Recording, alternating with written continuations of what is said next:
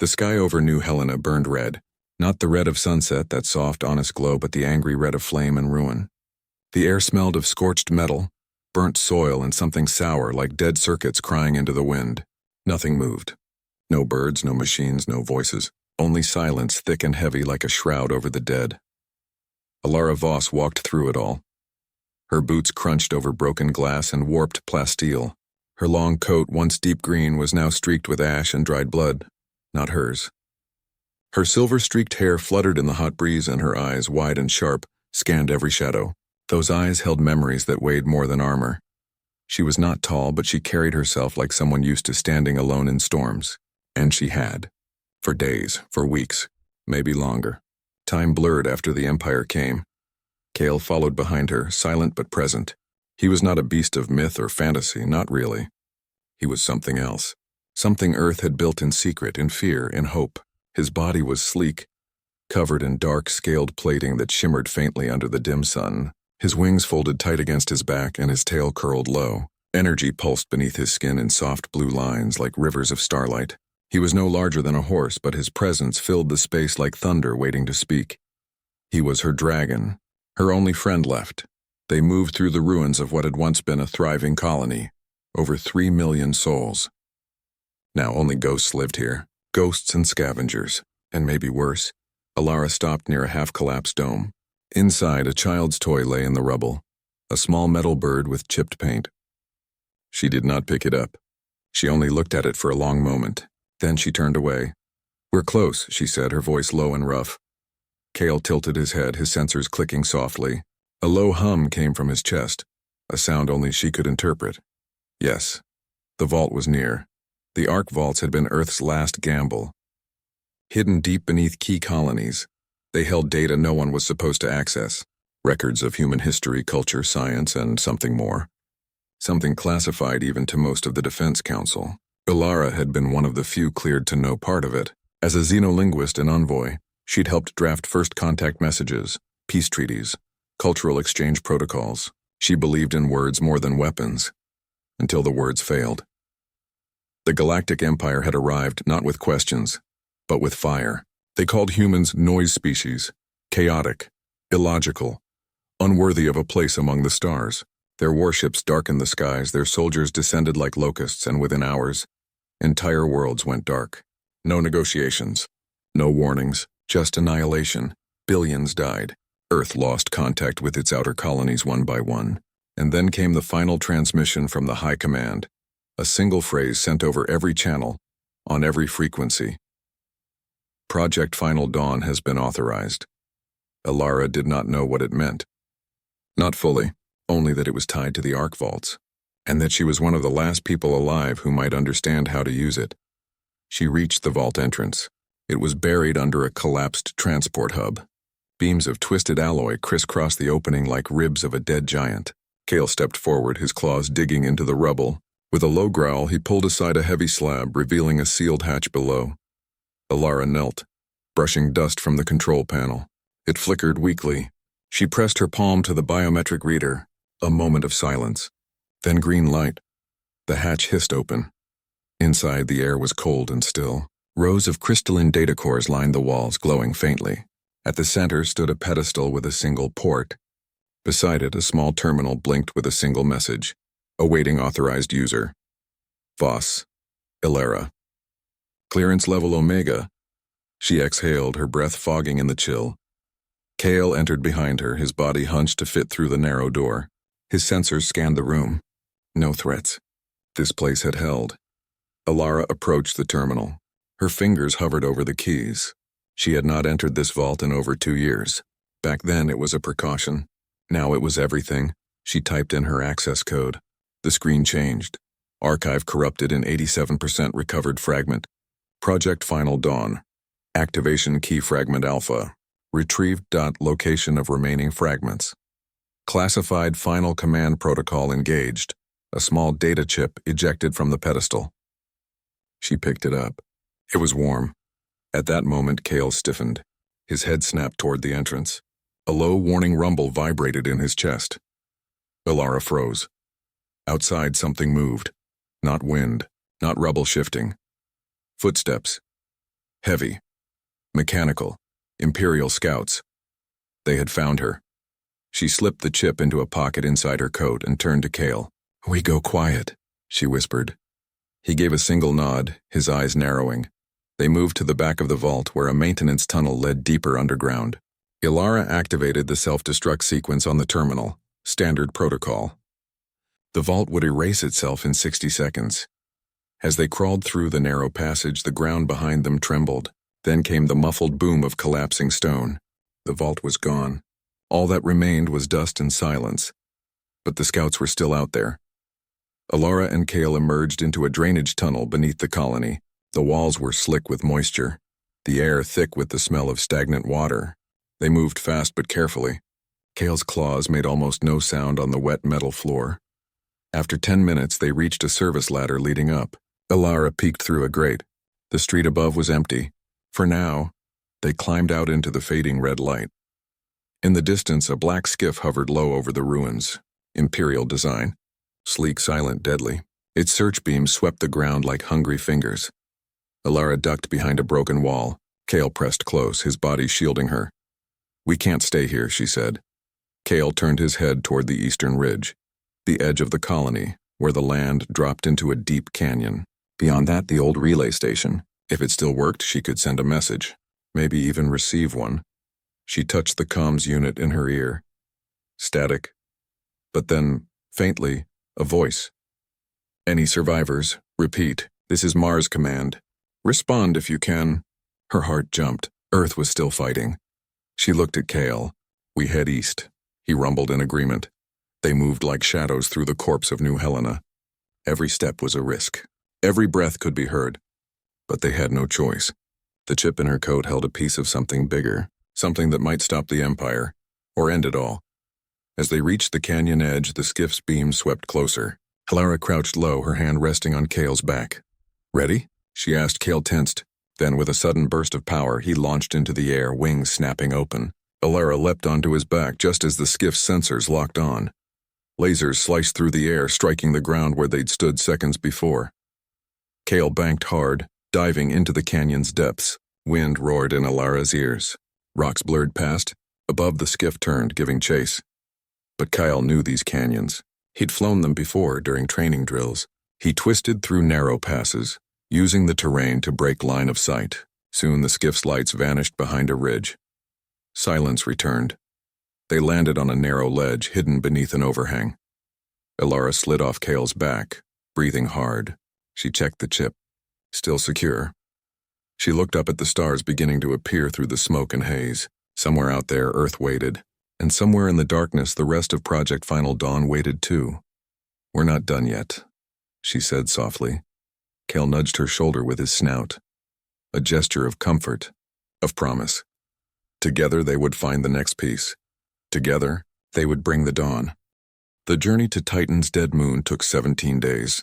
17 days of silence, rationed water and the low hum of Cale's systems keeping them alive in the void. Ilara spent most of it staring out the viewport of their stolen Imperial skiff, watching starfields blur into streaks of light.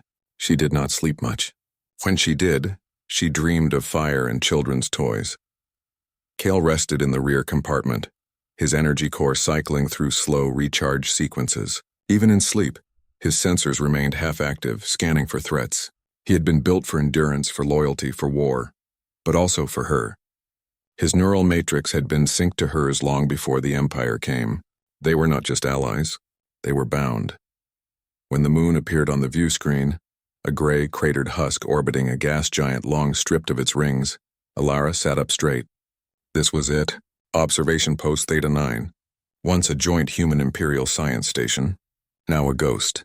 According to the fragment from the Arc Vault, Theta 9 held a backup of the Ghost Protocol, an old Earth defense system scrubbed from official records decades ago. Few knew it existed. Fewer still knew what it truly was. Ilara guided the skiff into a decaying orbit. The station hung in the black, dark, and silent. No lights, no signals. But the hull was intact. That was a good sign. Or a trap.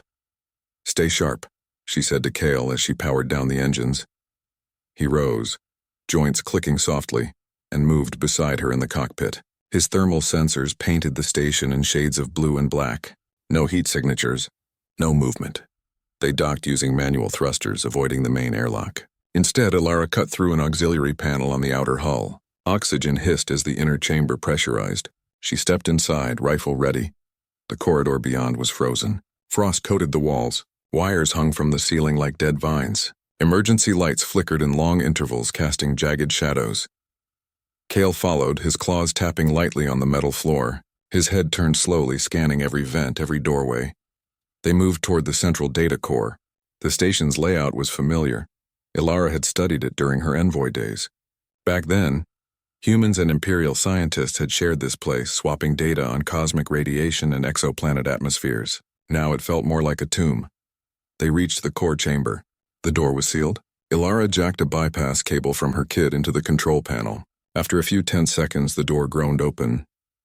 Inside, banks of dead servers lined the walls. In the center, a single terminal glowed faintly. Blue, not red. Active, Alara approached slowly. The screen displayed a message. Ghost Protocol active user authentication required. She entered her Omega clearance code. The screen blinked. Match confirmed. Welcome, Envoy Voss. A new window opened. Files scrolled. Decades of hidden logs, encrypted schematics, voice recordings. One folder stood out. Project Final Dawn. Origin files her breath caught. She tapped it. The screen filled with data. Not just weapon designs or battle plans. This was something else. Notes from Earth's top neuroscientists, linguists, and quantum engineers. The project wasn't a bomb. It wasn't a fleet. It was a field. A resonance field tuned to human neural patterns, specifically to empathy. The idea was simple and terrifying. If activated, the field would broadcast a psionic pulse across known space. Not to kill, but to awaken. To force any being connected to a network like the Empire's neural-linked soldiers to feel what humans felt. Joy, grief, love, fear, the full spectrum.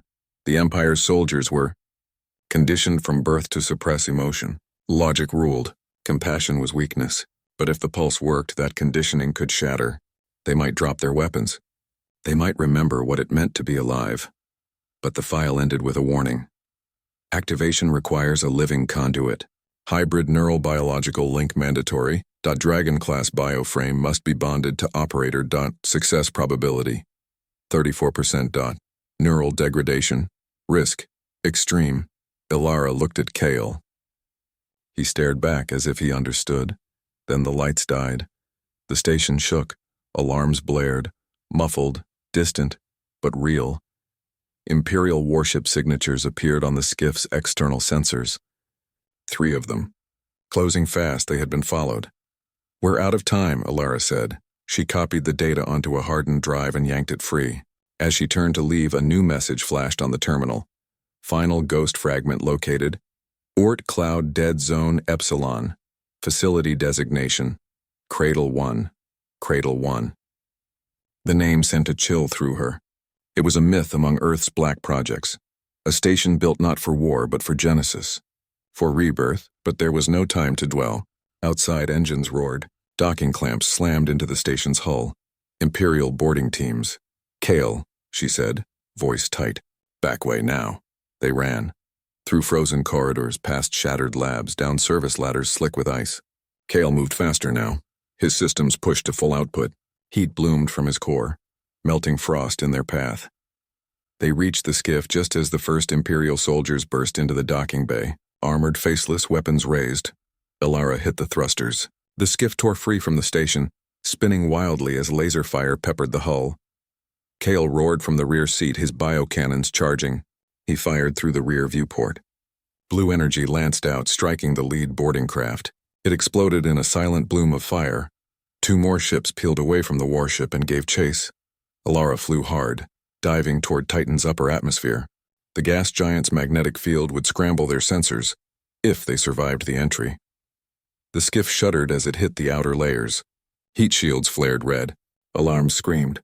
Kale braced against the hull, his claws digging into the deck.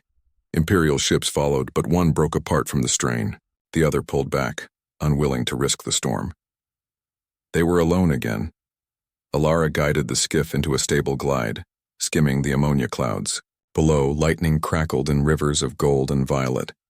She checked the drive. Data intact. Cradle 1, she whispered. Kale made a soft sound. half growl, half hum. He knew the name, too. His creators had trained him on old mission logs. Cradle 1 was where he had been born, where his kind had first awakened. It was more than a facility. It was home. But getting there would be near impossible. The Orc cloud was a frozen graveyard at the edge of the solar system. No sane pilot went there. And if the Empire knew what Cradle 1 held, they would already be guarding it. Unless they didn't know it still existed. Alara pulled up the skiff's nav system. She entered the coordinates from the ghost file. The system protested. No known routes, no fuel for return trip. She overrode it. They would go, even if it killed them. As the skiff climbed out of Titan's gravity well, Alara looked back at the dead moon. It was already fading into the distance. Soon it would be just another rock in the dark. But they had what they came for. The ghost protocol had spoken. And now, the real journey began. Kale shifted beside her, resting his head on the console. His eyes glowed faintly in the dim light. Not with power. With trust. Alara placed a hand on his snout. "We're close," she said.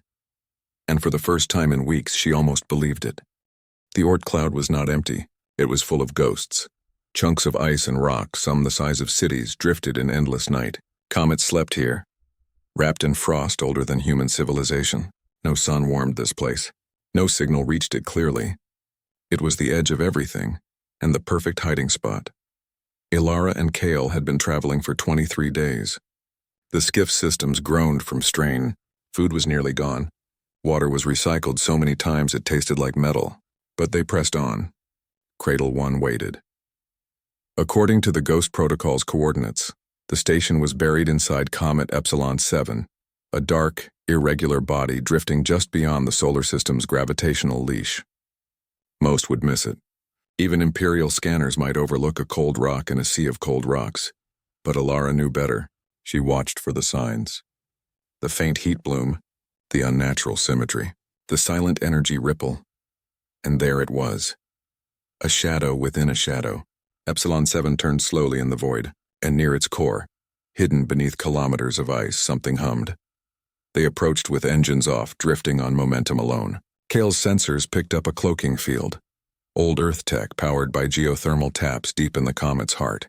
The station was alive. Alara deployed a tether drone. It latched onto the surface, melted a path through the ice, and opened a narrow shaft. They followed it down, the skiff folding its wings tight to fit. The tunnel ended in a hangar bay, dark and dry.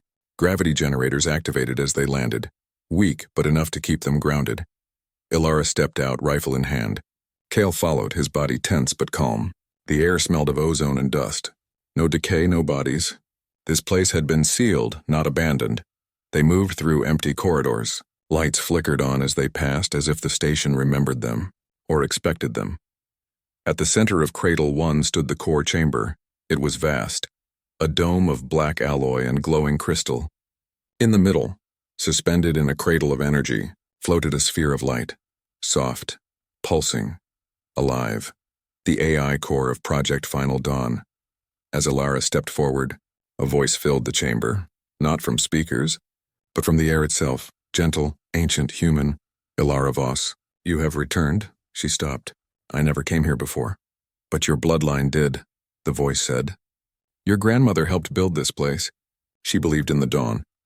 Alara said nothing. Her grandmother had died when she was a child. All she remembered was a woman who sang to stars. The AI continued. "Project Final Dawn was never a weapon. It is a mirror. It shows beings what they have forgotten. Empathy is not weakness. It is the first language of the universe." Kale stepped beside her, his eyes fixed on the sphere. "To activate the field," the AI said, "a living conduit must join with a Dragon-class bioframe. Your bond is strong. It may be enough." "What happens to us?" Alara asked. "Your minds will merge with the pulse. You will become the voice of the dawn. But the strain may erase who you are." Alara looked at Kale. His head dipped slightly. He knew the risk. He accepted it. "There is no other way," she said. The AI pulsed brighter. "Then prepare." The floor opened beneath them. A platform rose, carrying them into the heart of the sphere. Energy wrapped around them like warm water. Memories flashed. Her childhood, her first meeting with Kale as a hatchling. The faces of billions lost. She felt Kale's thoughts too. his training, his loyalty, his quiet fear of failing her. They were no longer two. They were one. In that moment, Alara understood. Project Final Dawn did not force empathy. It reminded. It awakened what was already there, buried under fear and orders and endless war. But before the full merge could complete, alarms blared. Imperial signatures. Hundreds of them. The Empire had found them. Admiral Vera's voice crackled over an open channel. Cold, sharp, furious. You think hiding in a snowball will save you, Envoy? Your little project ends now. Alara turned to the AI. How long to full activation? 78 minutes, it replied. We don't have that long. Then buy time. She looked at Kale. We fight. They ran back to the hangar. The skiff was still there, but useless against a full armada. Instead, Alara accessed Cradle 1's defense grid. It was minimal. Old point defense turrets, shield emitters, a few drone launchers. Not enough. But Kyle was. He stepped onto the central launch pad. His body began to change. Plates shifted. Wings expanded. Energy flared along his spine. Cradle 1 had been built for him too. As the first Imperial drop pod slammed into the comet's surface, Kale launched upward through the shaft, bursting into the void. Alara watched from the command deck as he engaged the enemy. Alone, he was a storm. Blue fire lit the darkness as he tore through scout fighters, dodged railgun fire, and disabled boarding pods with precise strikes. But more ships came. Cruisers. Destroyers. All surrounding the comet. Alara worked fast. She rerouted power from life support to the cloaking field, making the station harder to target. She sent out decoy signals, fake distress calls, phantom energy spikes. Every second bought them another moment. Inside the core chamber, the merge continued. Her skin glowed faintly. Her eyes shimmered with starlight. Kale returned, damaged but whole. One wing was scorched. His left leg limped, but he stood tall beside her. You did good, she whispered. He rumbled softly. Outside, the Imperial fleet prepared for a final assault. Bombardment cannons charged. Admiral Vera's voice returned. Surrender the project, or we reduce that rock to dust. Alara did not answer. Instead, she placed her hand on the core. Begin early activation, she told the AI. It is not ready, it warned. It will have to be. Kale pressed against her side. Together they stepped into the light. Energy surged. The sphere expanded, wrapping around them. Pain lanced through Alara's mind, but also peace. Love. Hope. The pulse began. Not full strength. Not yet, but enough. On the Imperial ship, something shifted. Soldiers froze. Pilots dropped controls. One destroyer veered off course, colliding with a cruiser in silent chaos. Admiral Vera screamed orders, but her own hands trembled. In her mind, she saw a memory not her own. A human mother holding her child, singing softly under a warm sun. She did not understand it. But she felt it. And for the first time, she hesitated. In that moment of silence, Cradle 1 held its breath. Alara and Kale stood at the center of the storm, hearts beating as one. The dawn had begun. He pulse spread like ripples in a still pond. Silent, unseen, unstoppable. Across the void, Imperial ships shuddered as if struck by invisible hands. Inside their armored hulls, soldiers dropped to their knees. Officers clutched their helmets, gasping. Neural links, designed to synchronize thought, to erase doubt, now flooded with something they had never known. Emotion. Not pain. Not fear. Something deeper. Something human. A pilot on the destroyer iron will saw his own reflection in the view screen. And behind it, a stranger's face. An old man planting seeds in red earth. He did not understand, but tears filled his eyes. On the cruiser final decree, a medic held a wounded comrade and suddenly remembered a lullaby her grandmother once sang, though she had no grandmother. The memory was not hers, yet it felt true. Chaos bloomed in the fleet. Admiral Vera stood on the bridge of her flagship. The sovereign blade, fists clenched. Her neural implant burned. Visions crashed into her mind. Laughter at a dinner table, a hand holding hers in the rain. A child's first steps on green grass. None of it made sense. None of it fit the Empire's truth, that humans were noise, chaos, waste.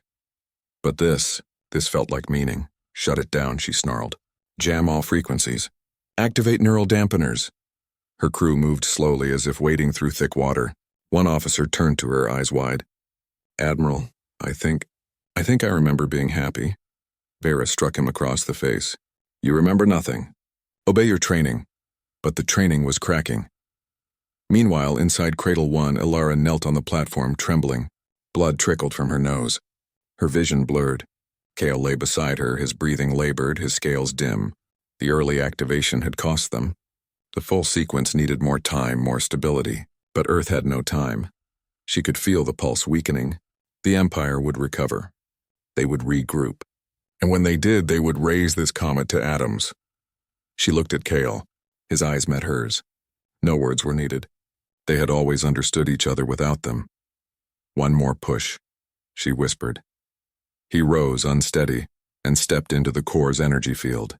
His bioframe resonated with the station's systems. Ancient protocols woke. Cradle 1 had not just stored Project Final Dawn. It had been built to amplify it through a dragon. Ilara crawled forward and placed both hands on the central node. She closed her eyes and opened her mind completely. Not just memories. Not just feelings. Her will, her hope, her love for a broken world. The pulse surged again, stronger this time, wider, deeper. It reached beyond the Oort cloud, past Titan, past Mars, all the way to Earth's last stronghold in the asteroid belt. And there, in hidden bunkers and shielded command centers, humans felt it too, not as invaders but as receivers. The pulse reminded them why they fought. Not for revenge, not for pride, but for each other. On the bridge of the last Earth defense carrier, a young technician began to cry. "I miss my sister," she said. And for the first time in months, someone hugged her. But the Empire was not done. Admiral Vera, teeth gritted, ordered the bombardment. "Fire main array," she commanded. "Reduce Cradle 1 to vapor." The Sovereign Blade's spinal cannon charged, a weapon capable of shattering moons. Energy coiled in its core, blue-white and hungry. Inside the comet, alarms screamed. Shields were at 12%. The station could not survive a direct hit. Ilara knew what she had to do. "Kale," she said, voice steady now. "Link to my neural stream." "Full sync." He lowered his head. Bio cables extended from his neck, connecting to ports on her suit. Their minds fused completely. Pain, memory, purpose, all shared. Through Kale's senses, she saw the Imperial fleet. Through hers, he felt the pulse's path, and together they saw a way. Not to stop the cannon, but to turn it. Ilara accessed Cradle 1's last system, the gravitic lens, a device meant to focus energy for deep space communication. It had never been used in combat, but it could bend energy.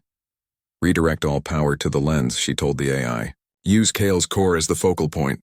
"Warning," the AI replied. "This may destroy his matrix." "Do it." Kale did not protest. He never would. Energy from his core poured into the lens. The station groaned. Ice cracked across the comet's surface. Outside, the Sovereign Blade fired. A beam of pure annihilation lanced toward Cradle 1. But as it struck the comet's outer field, the gravitic lens activated. Blue light twisted, bent, reversed. The beam did not hit the station. It hit the Sovereign Blade. The flagship's shields buckled instantly. Explosions bloomed along its hull. The bridge shattered. Admiral Vera was thrown backward, her body breaking against the command console. Her last thought was not of duty, not of the Empire, but of a song, a soft melody about stars and home, a human song. The pulse, now at full strength, rolled through the fleet one final time. Ships powered down. Weapons went dark. Communication channels filled not with orders but with voices, confused, trembling, asking, "What have we done?" The battle was over, not with fire, but with feeling. Inside Cradle 1, Ilara collapsed. Kale caught her before she hit the floor.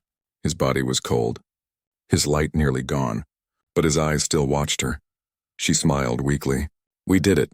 He nudged her gently. On the view screen, the Imperial fleet drifted, no longer an armada but a collection of lost souls, waking from a long nightmare. And far away on a battered Earth carrier, a new message went out over all channels. "This is Mars Command. The bombardment has stopped. Repeat, the bombardment has stopped. Survivors, stand by. Help is coming." Ilara closed her eyes. She was so tired. But for the first time in a long time, she felt peace. The last broadcast was complete. The dawn had broken.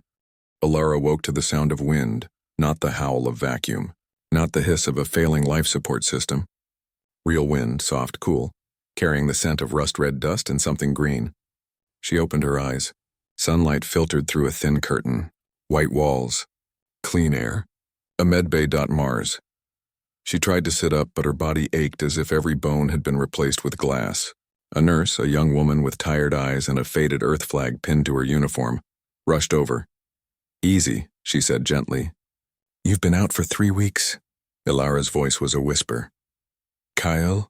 The nurse smiled and nodded toward the corner. There he was. Kale lay on a reinforced mat, his scales dull but whole. His breathing was slow, steady. A dozen repair drones hovered near him, patching microfractures in his bioframe. His eyes opened as Ilara looked at him.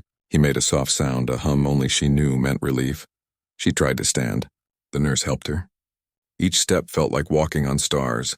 Unsteady, weightless, full of wonder. She reached Kale and placed a hand on his snout. Warmth returned to his skin under her touch. "You came back," she said. He blinked once. Of course he did. Outside the medbay window, Mars stretched in rust and rock, but it was alive. Ships landed and lifted daily. Construction drones built new domes. Humans moved with purpose, not fear. And among them, others, Imperial soldiers, not in armor, not with weapons, but in simple gray uniforms, working alongside humans to clear rubble, plant algae farms, repair water lines. Some still looked haunted. Others smiled tentatively.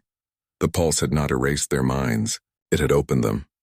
Ilara learned the rest from Commander Leon, the woman who now led Earth's Provisional Council. They met in a quiet office overlooking the new colony. "The Empire is gone," Leon said. "Not destroyed. Just changed. Factions formed overnight. Some want to return home.